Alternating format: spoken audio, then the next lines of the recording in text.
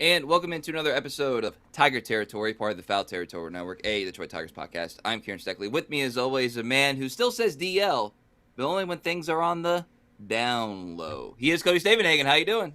Hey, doing all right. This pod is not on the DL. It is out there coming at you loud for everyone to hear. Kind of sounds like Twitter. That's the definition of Twitter X as it is known now. It's out there, loud for everyone to hear, and one of the beauties of it is we get to hear everyone's opinions on everything going on Detroit Tigers, and that includes one Scott Harris, the president of baseball operations. We're gonna do this. This is gonna be like a two-parter. This is part one. We're just gonna kind of like analyze how we got here. We talk about the state of the team and we talk about, kind of individual transactions and theories and projections and all this stuff.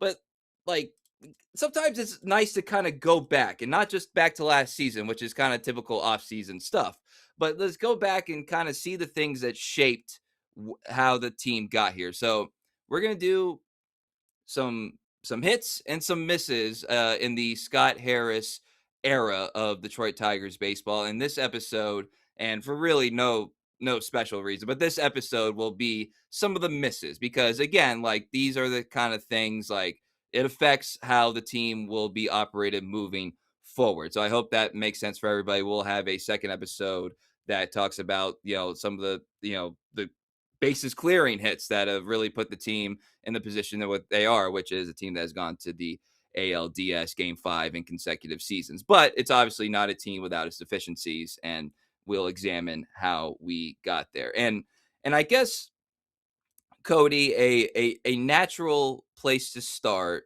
given what's going on in Tigerland right now, might be just to introduce the Tarek Skubal arbitration piece of this. Now, I have said, and I believe you agree with me on this, it's not that Scott Harris and the Tigers have flubbed the Skubal arbitration process. We're not talking about extension, trade, speculation, blah, blah, blah. Just the arbitration process. It's not a flub. I've said, the Tigers, they could have done more. Obviously, no one would disagree with that statement.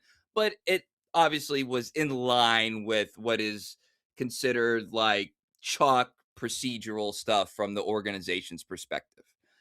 Certainly disagreeable, but I think that is a fair statement. However, it is kind of a miss reputationally, and we're going to bring up that word a couple times in this episode. Reputationally, it's you have former players calling the organization cheap or trash, or when you're up against the best pitcher in baseball in the public mind's eye, you're probably going to lose that anyway. But it has kind of put Scott Harris and the Tigers in this little box, fair or unfair. So I think even though procedurally it was okay how the Tigers went about it, reputationally and just optics, I do think it is fair to call it a miss, Cody. Does that make sense? Is that like a fair assessment of like more of like the landscape viewing the Tigers than necessarily like a Tigers mistake? I don't think it's good for optics. We're going to talk about some other decision, like the Eduardo Rodriguez saga a few years ago. Could the Tigers have done more? Was it like, yes. Should they have probably traded him? Yes. Was it very complicated? Was it actually Scott Harris's fault? We may never fully know, but it was optically not good for the Tigers, for Scott Harris. And I think right now it's kind of fair to say this somewhat falls under a similar umbrella. It's just a bad look. I'm not going to call it a miss yet because we don't even know how this ends. If this goes to a hearing and the Tigers win the arbitration hearing, was that a miss? I don't know. Maybe if it hurts some feelings, it could still be a miss, but there's a lot that could happen between now and then, so I don't think I'm ready to put a verdict on the whole thing, but we do have to obviously acknowledge when at least a portion of the fan base is mad, when it's at least somewhat contentious with a player and a powerful agent. Maybe contentious wasn't the right word. We haven't heard from Tarek Skubal on this a lot, so anyway, that's how I feel about that. A little too early to draw a conclusion, I think. Yeah, and by the way, it's very much worth mentioning right now that how the school ball Tigers era proceeds and how long it proceeds will definitely be in the hit or miss category, and we might not know that for many years to come. But as I've said repeatedly through this process, however you act or don't act in some ways is going to be somewhat of a career defining move for Scott Harris or Yeah. the Scott Harris era. Like everything's all good. Scooble signs an extension or you sign him in the offseason, whatever. Like, all right, that's going to be good for him, at least in the short term. And then, any trade, how those pieces come out, that's obviously going to be a piece of it, or walking for nothing. Like that name is going to be synonymous. Scott Harris and Tarek Skubal. I don't think this is an exaggeration to say Scott Harris and Tarek Skubal are gonna be linked like kind of forever in Detroit Tigers fans' minds. So it's kind of crazy to say that. You don't often get to make that sort of like historical proclamation very often, but I think that's very much what we're witnessing right now. So like I said, it's a little bit of a reputational like miss, but I don't think from a actual logistical case that we can call it a miss, but it is fresh on everybody's mind. One thing, Cody, and we'll get to the Erod piece of this in a second. One thing that is unequivocally a miss is the Alex Cobb signing for last season. I think he signed technically in the year 2024, but for the 2025 season, Alex Cobb, 1 year, $15 million. I don't even know how many times he was even on a mound wearing a Tigers cap, like just like in doing bullpens. Well, Like there not was that the one often. time they kicked people out of the press box because they didn't want anyone to see it. There was that time. That's how bad it looked. Yeah, and in terms of a transaction and from a value standpoint that never got off the ground, it was a clear miss, like I said, and also like a lesson. And we'll see how the lesson is applied moving forward, just in general, for as long as Scott Harris is doing this job. But when you're operating in the margins, but still kind of doing real money now, like real money, 15 million, not nothing. The kind of player you're getting, this is an increased risk of happening. No one could have predicted it, but the end result's the end result. The guy didn't pitch he didn't throw a single pitch for you. In a year that you needed starting pitching badly, and we'll get to that part of it too. But in a year you needed starting pitching badly, you got nothing from your second most expensive acquisition. Yeah, again, the reason we're talking about this, it's kind of the roadmap. How did we get here to this point in the Tigers' existence where they are competitive, but where the mood entering spring training is probably a little bit off because they had a really bad finish to the season and they haven't done a lot this offseason. One reason they had a bad finish to the season, everyone pointed to the trade deadline. And we're going to talk about the trade deadline, but it wasn't just the trade deadline. It was some moves in the offseason that were made that didn't pan out. None bigger than Alex Cobb.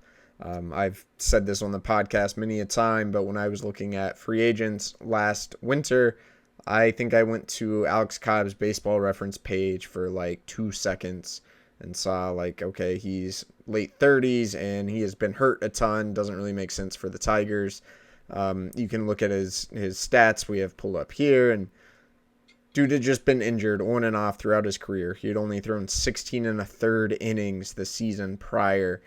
I understand why the Tigers thought there could be some upside. If Alex Cobb would have stayed healthy, he just might have been okay. But there were a lot of red flags. They took a $15 million risk despite those red flags, and we now know it was a bad move. It was a miss. To be clear, I don't want any angry texts or phone calls about this because we're going to do the best moves in a few more days. But the roadmap, part of the reason we're here, was the miss of the Alex Cobb signing, for sure. Yeah, and again, like the whole aspect of like hits and misses is that you like the nature of this job. we can say it, like it's okay to acknowledge this, so like it doesn't come across as being too unfair. Like you're not going to bat 1,000 doing this job. Like No. it's just not going to Remember, happen. they were saying at the time, well, Alex had offers from other places for more money. And maybe that was true, you know. Maybe the Tigers weren't the only one who were willing to take a gamble. But given this the state they were in, given other Justin Verlander signed like the same deal, you know, they chose Alex Cobb, and they chose wrong. Yeah, and another guy just to kind of keep with the aging pitchers and free agency motif we got going on right here is before the 2024 season signing Kenta Maeda, who, if you just kind of look at the numbers, like everyone kind of knew what Kenta Maeda was, and we have it pulled up here on if you're watching on YouTube, but like immediately, Cody, immediately upon being in Detroit, whether it was, you know, give her, you know, pick your reason, just an immediately below average subpar pitcher that became a hole in your starting rotation, and then a thorn in the side of AJ Hinch, trying to figure out how am I, like, I mean, he is somebody that I have on the roster that is healthy. Like, I need to use him, but when can I use him? I'm sure was a popular internal monologue that AJ had, or even just talking with Feder and the rest of the organizational staff. But the guy was a positive WAR player his entire career. He comes to Yeah. Detroit, negative 1.8, negative zero point 0.2 in the 2025 season, in which they finally got to the point where, like, what, we just can't do this anymore. It was he became a definition of addition by subtraction, which sucks because, again, he was, for the majority of his career, he was a good pitcher, but that's a clear miss, especially when you throw in the 2-year contract element of it that Harris offered, which, not that common. We all know this from him. It was one thing where Cobb maybe was a little freaky. This was just, you just acquired somebody who just was not good. It's a clear miss. Yeah, it's an interesting one to revisit because at the time I was totally on board with this signing. Yeah. Kenta Maeda, 10 Ks per 9 the year before they signed him. It was his second year back from Tommy John surgery, so there was reason to believe he might have been, on the upswing a little bit. He had his underlying metrics were a little bit better than his ERA going back a couple of years. So as you look back at it, what did they miss? What should they have known? Maeda had a reputation as being a good guy. Teammates liked him. He was a fly ball pitcher for sure, which at the time Scott Harris said, hey, this fits our park. It is interesting, though, they have not brought in many other fly ball pitchers in the Harris era. In fact, one of the others they did, also from the Twins, Chris Paddock, he's on this list. We're going to talk about him later. So I would argue a guy who gives up a lot of balls in the air can always just be a little bit dangerous. Kenta just kind of fell off a cliff after age 35, and it was unfortunate, but it turned into quite an ugly tenure. They tried to make it work, revamp some things the second year. There was optimism for like 2 spring training outings, and then it just never happened. You could say bad move to not pull the plug on it sooner. You could also say maybe a good move to pull the plug on it when they did, because they could have tried to ride it out a little longer, and that could have cost them 1 game, which could have cost them making the playoffs entirely. Yeah, that's at the time you thought your margin for error was a lot larger, so it's like, all right, maybe we can do this, and then might have been a move like that, one of several, obviously, when the margin is so thin as it turned out, that might have ended up like saving the season. Cutting Kenta Maeda saved the season. How's that for some spin? I'll tell you what. Maybe there's a couple things that we're not going to have access to this information, but I think a lot about the quote from Scott Harris after at his end of 2025 season presser, and talking about how they have to go back and kind of figure out why the bats failed as they did down the stretch, and kind of relook at their models. And I'm paraphrasing, obviously, but relook at their process and self-evaluate and all that stuff. I hope that factors like age of pitchers is reevaluated internally as well, because again, that's a little bit of a theme that we've seen, and I would wager that like part of Skubal, if you have hesitation about giving Skubal a contract, you're thinking about what it's going to look like at the end, obviously when he's a little bit older. So like age, it definitely plays a factor here.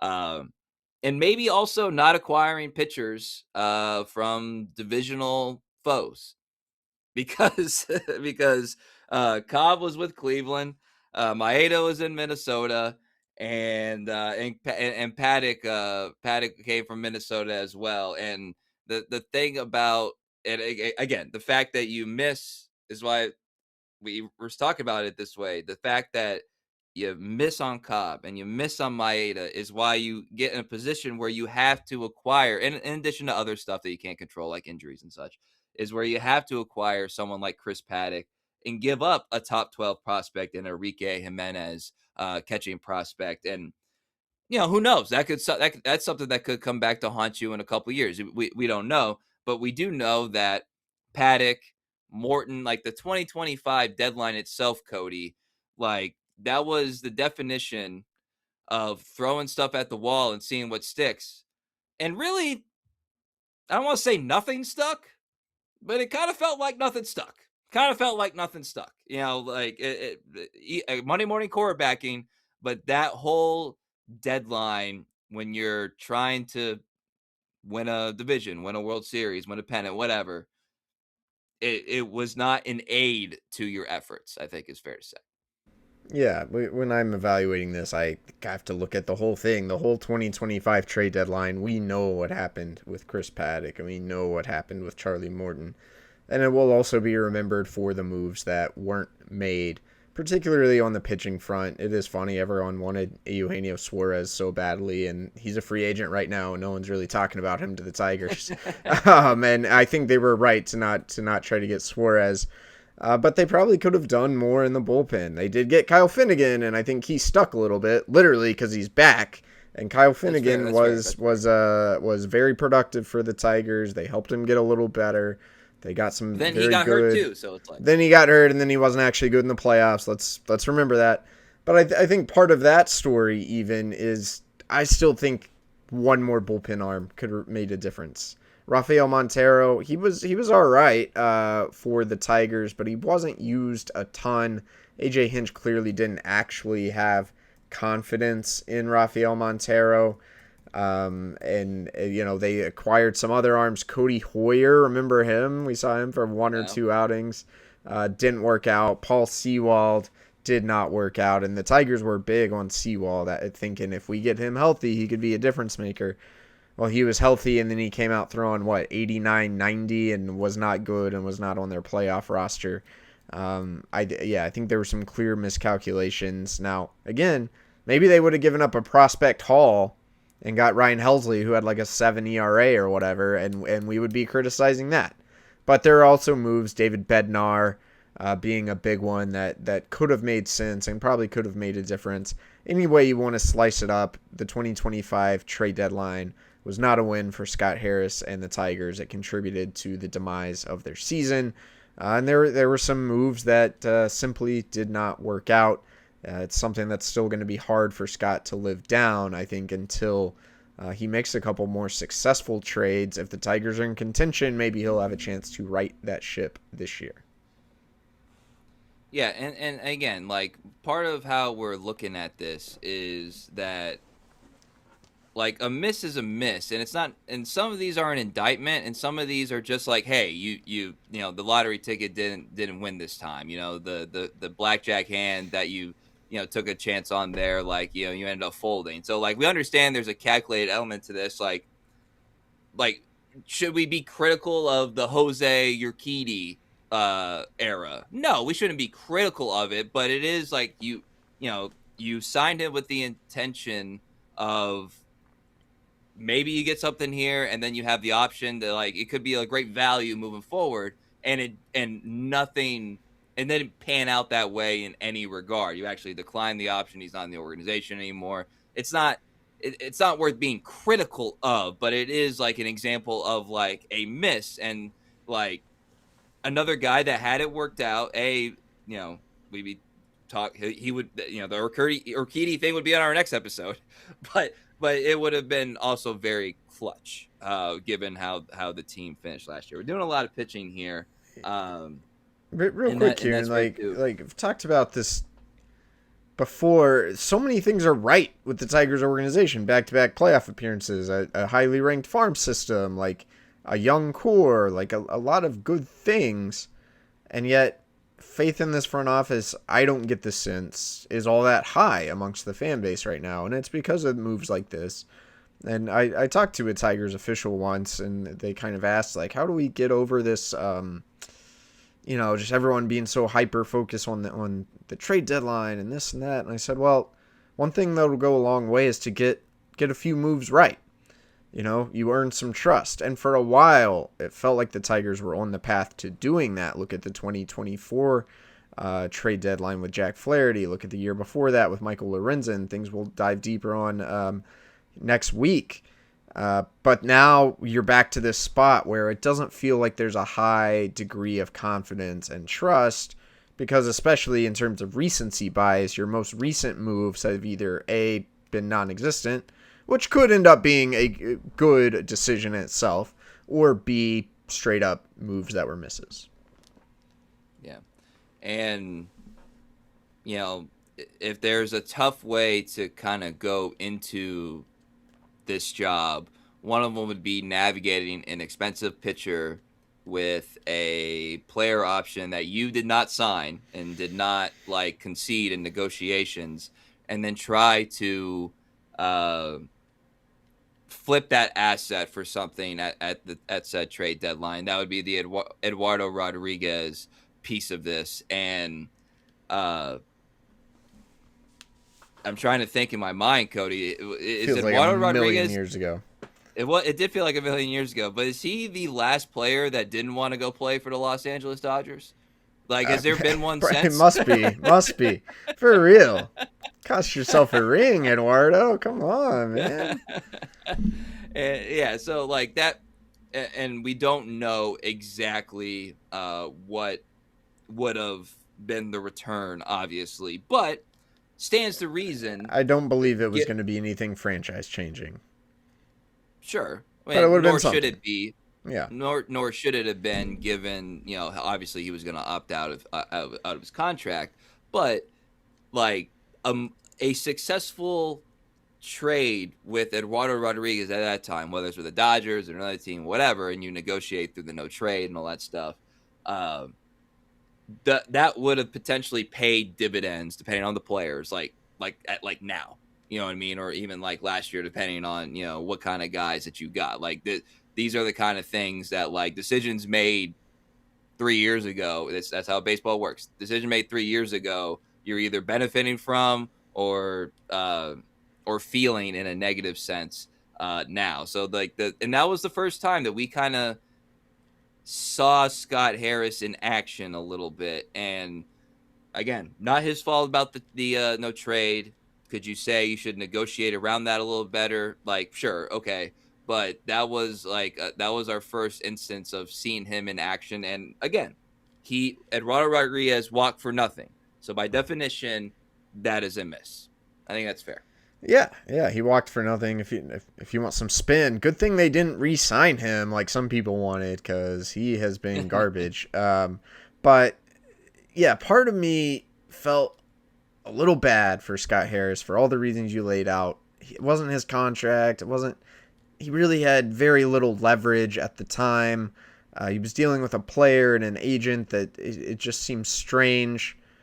But then I come back to, well, would other executives in the league have allowed it to get to that point? Would that have happened? Could they have created some sort of better market? Would that have happened to Brian Cashman? Would that have happened to Dave Dombrowski? Would that have happened to anyone you want to put in the tier of the league's most respected executives? I tend to think no. That is around the time you started hearing from others in the league how tough the Tigers could be to negotiate with. I think there were some who wondered if this was an experience showing on the part of Scott Harris, and maybe it's applicable now because even though it was weird, even though part of it was probably out of Harris's control, you're in a weird situation with Tarek Skubal. You've had some other weird situations, Spencer Turnbull, things of that nature, where you have to wonder, would this have happened? Would it have gone down this way somewhere else? So fair or not, that's what happened, and Eduardo Rodriguez walked for nothing. You cost yourself the chance to add assets to your organization. I guess flip side, had they had moved him to some other team, like a backup plan, like people wanted, and got like 2 minor league hitters who were terrible, would we feel better about the situation now, or would it just go down as, well, you got nothing for Eduardo Rodriguez? Maybe it would have been a miss either way. Perhaps, and the point now here, Cody, where like I think we've had some flat out misses that we've discussed, and now we're gonna kind of, I don't want to say split hairs, but like make note of some things that just didn't like play out in as positive a manner as maybe uh it looked like at one point, or many would have hoped. And we're going to talk about trading Gregory Soto in the next episode, because obviously Matt Vierling has been crucial to this franchise taking, ascending over the past couple of years, although obviously last year he was hurt. But you would have liked to have gotten a little bit more. Like Nick Maton was getting real at bats for you, and this is somebody that you just could not figure out a way to use, or to get him to have to be a more solid contributor to your organization. He's gone. Um, Donnie the Sands, baby. Johnny There's some Sands hype piece of around this. Donnie Sands, and he could walk, and he had a good spring training, and then he didn't have a good spring training. He got to spring training, and it turned out his swing was pretty ugly, and he just never had much success. Yeah, and then this is recent too. Like like the Joe Jimenez for Justin Henry Malloy deal seemed like at the time like a great move for both teams, and maybe ultimately that's still what it is. But you have Jahan in your organization for a handful of years, and the fact that you designated, well, technically, traded him for cash considerations to the Rays means that you never really fully got to see that asset played out. So, I think everybody is pretty positive about the player that Jay Hen could be, but in your organization, it is a miss that I think his skill set's good enough that like you could not get more or find a role for Justin Henry Malloy. So again, you got something out of him. He was a part of 2 playoff runs, but it does kind of make you feel like you want a little bit more. And Jimenez has been good. So that's a piece of that there. Any thoughts on those? Well, the easiest way to evaluate trades is just to look at the WAR. It's not perfect, maybe doesn't give the full context, but if you want to know, was this a good or bad trade, that's a pretty good place to start. Justin Henry Malloy, liked as he was, finished his Tigers career worth negative zero point 0.6 WAR, according to Baseball Reference. Joe Jimenez in his first season alone with the Braves after the trade was worth zero point 0.9 WAR. So that totals to 1.5 WAR that was gone in that trade. Yeah. And the Tigers got another Agreed. player in that trade too, which we don't even talk about, Chris Anglin, who I don't think is even in baseball anymore. Yeah. No, excuse me, And then Jake Higginbotham. Which trade was Chris Anglin in? Was that like Robbie Grossman? Oh, let's you gotta love get random on this. baseball trades, right? I have to find this out. All right, I don't know if I can pull that up on the fly. I think it was Robbie Grossman. Jake Higginbotham was the other player the Tigers got in that deal. How about that? And then, like, generally speaking, we'll see how it plays out this year, Cody. But not ever really establishing a third baseman is kind of low key part of the Scott Harris era, because we talked about um, we'll talk about the Colt Keith contract in the next in the next episode. He's going to get some pieces there. You just mentioned Matt Vierling. That'll be in the next episode as well. Maton, I think they threw him out there, and That was the thought. He was going to be the guy. you move off Jamer, and the next year he has a 3-war season. Now since then he's declined, but he has a 3-war season after you move on from Jamer, and um I don't know, like Zach Kidstree, like Gio or Shella. We're not gonna sweat Gio or Shella, but you know what I mean. Like it's just like third base has yet to be an established position in the Scott Harris era. Low key, looking back on, it's like, man, there's been a lot of people they've thrown over there, and nobody has made it their own for a variety of reasons. Yeah. Talk about misses was not doing whatever it took to get Alex Bregman to the finish line a year ago. Is that going to go down as a tenure defining thing for Scott Harris? It just might. Now we'll also see what Alex Bregman looks like in 3 or 4 years because that was going to be a 6-year deal. Maybe they dodged a bullet, or who knows what last year's team would have looked like with Alex Bregman on it. This is why these are hard jobs. This is why I'm kind of painting both sides of all these scenarios because it's not easy, man. I do not envy the people in these positions, but ultimately they are paid and paid rather well to get things like that right. And right now, I think the failure to lock down a third baseman for 3 years is not a good look. They may be on the cusp of locking down a third baseman, whether that ends up being Colt Keith or whether someone like Kevin McGonigal or Max Anderson ultimately finds a home there. But that's 3 years without feeling good at that position. It's not what you want. Yeah, and I'll also mention for our longtime listeners a guy that we spent a lot of time talking about, Willie Castro. They move on from Willie Castro, and he makes an All-Star team. And didn't he win like a utility? Did he win a utility Gold Glove or no? I can't remember. I feel like he might have, but we'll have to look that up whether he did or not. But something He was a that else finalist, yeah. finalist. Okay. Something else that's going to partially define the Harris era is it's in my backyard here in North Texas. Passing on Wyatt Langford for Max Clark. Uh, Langford's awesome, and I know I've ranted against like some of the hype that he gets. He is clearly awesome. He is clear like didn't take a whole lot of scouting acumen in order to figure out this guy was going to be a pretty dang good player, and they went with the high upside. Langford will probably play some center field here, but like the high upside potential, true up the middle athlete, the high school kid, and Max Clark maybe a little bit more athletically profiles a bit better.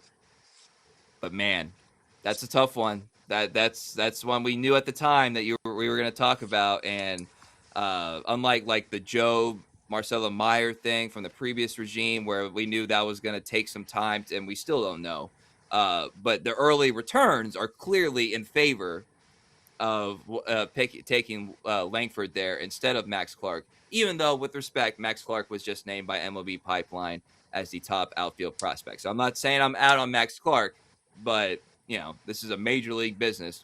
Wyatt Langford is Yeah. currently a better major leaguer than Max Clark. Yeah. Well, look, we know the Tigers signed Max Clark to an underslot deal, and part that freed up money so they could sign Kevin McGonigal. So I think the Tigers feel better about that decision than ever based on the prospect McGonigal has become. Now, it's fair to wonder, could they have configured that money another way and got Langford and McGonigal? Maybe wouldn't have meant getting as much there in later rounds of that draft, but I do think that is fair to question. Maybe this works out, Kieran. If Clark and McGonigal turn into stars and you kind of got two for the price of one, maybe you're feeling good about things. Max Anderson was in that same draft class, right? Mhm. Uh, there were some things to like. The other way to look at it. If this team right now entering the 2026 season had Wyatt Langford and Alex Bregman on it, would you be favorites to win the American League? I think you might be. You might.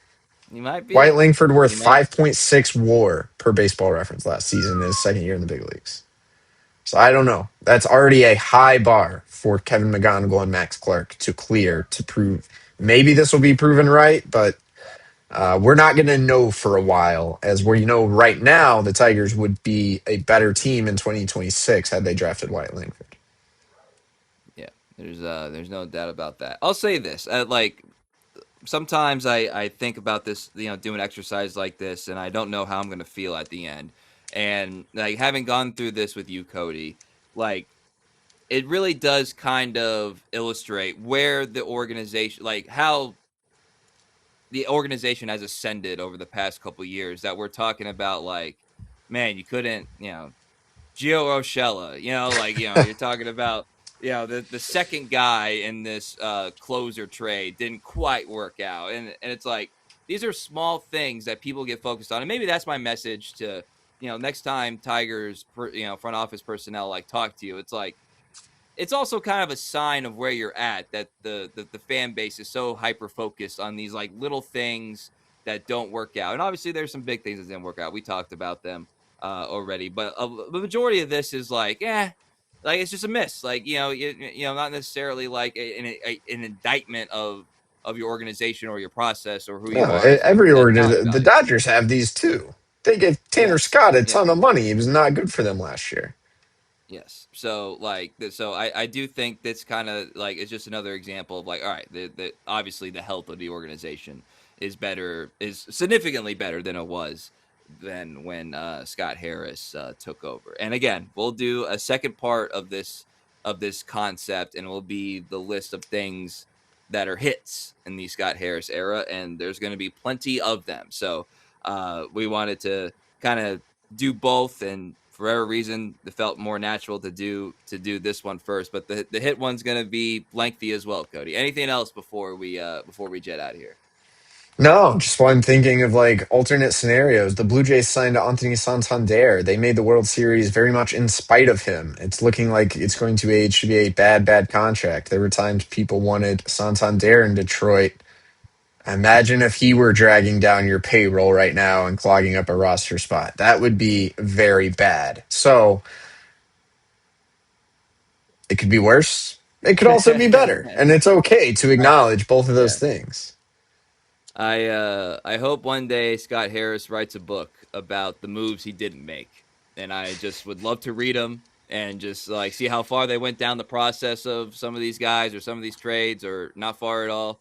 And then I would find that an entertaining read, and I think a lot of people would as well. All right, you guys can follow us on X, formerly known as Twitter, at Cody Stavenhagen, at Kieran_Steckley, pod page at Tiger Territory _. Please subscribe to our YouTube channel if you have not already, and as always, go to tigerterritoryshop.com for all your Tiger Territory merch needs. So for Cody Stavenhagen, I am Kieran Steckley. Everybody have a great day.